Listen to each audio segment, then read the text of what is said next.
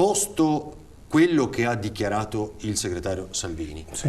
è legge, anche se non è scritto, è legge. Ha maturato la sua idea o no?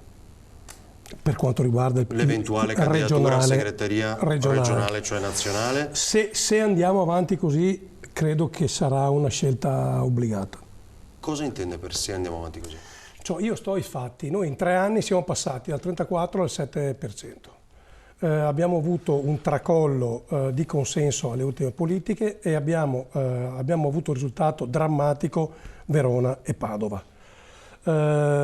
Io ho chiesto da subito che ci fosse un'analisi profonda e quindi una presa di coscienza di questo. Mi è stato risposto picche e vedo che non c'è nessun elemento per cambiare la rotta, anzi c'è una sorta di assoluzione corale per cui è colpa non si sa di che cosa e di chi, tutti sono felici e contenti, tutti hanno vinto, l'unico che si preoccupa su me è Mona, per carità.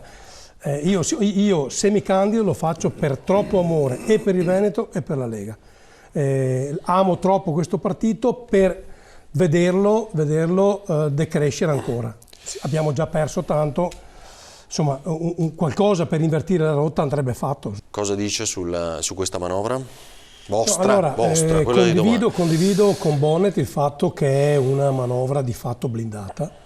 D'altronde le risorse sono quelle, noi ci siamo dissanguati nei 2 anni di Covid per interventi sul sociale e sul sanitario. Aumentare le tasse e applicare l'addizionale IRPEF, io ero d'accordo, non si fa perché se no salta parare. Lei era d'accordo, sì. Quindi voleva... Sì. Ovviamente calibrata sulle fasce più alte, su chi poteva di più, lasciando perdere le fasce più deboli, ma io ero assolutamente d'accordo.